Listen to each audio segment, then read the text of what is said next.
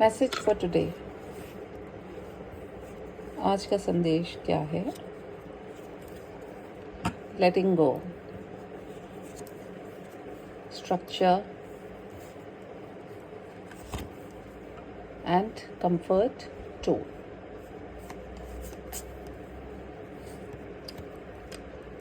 बहुत ही खूबसूरत से कार्ड निकल के आया है। लेटिंग गो कार्ड जब आता है तो एक तरीके से इस बात का सूचक होता है कि जीवन में कुछ ना कुछ एंडिंग्स होनी ही है और हम उस एंडिंग को चाहे अनचाहे, हमारी मर्जी से कुछ नहीं हो सकता सिवाय इसके कि हम सरेंडर करें और एक्सेप्ट करें।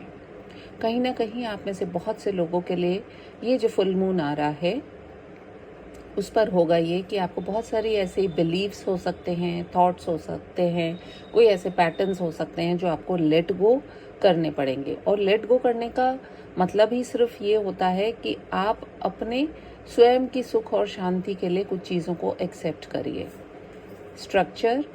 स्ट्रक्चर का मतलब बस यहाँ पर यही निकल के आ रहा है कि जब आप लेट गो करते हैं तो किसी न किसी तरह की फाउंडेशन भी आप उसी समय ले कर देते हैं। यानी कि अगर जब आप दुख की स्थिति से बाहर आने का निर्णय करते हैं तो कहीं ना कहीं आप सुख की ओर एक कदम बढ़ाते हैं।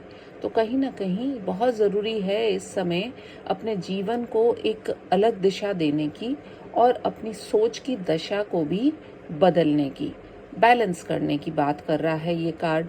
और कहीं ना कहीं आपको ये भी समझा रहा है कि जो कुछ भी होगा आपके भले के लिए होगा। अभी जो कुछ आपको शायद सही नहीं लग रहा है वो आपको आने वाले कुछ समय में आपको अपने आप ही स्वतः एहसास हो जाएगा कि ये इतना मुश्किल भी नहीं था।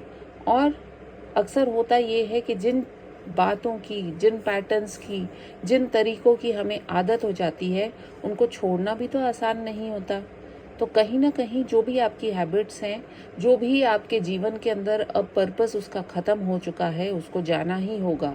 चाहे फिर वो कोई जगह हो, स्थान हो, व्यक्ति हो, वस्तु हो या आपकी सोच का ही कोई पैटर्न क्यों ना हो, लेटिंग गो का टाइम आ गया है। तो उसको एक स्माइल के साथ में लेट गो कीजिए और अपने जीवन में शांति और सुकून को आने दीजिए।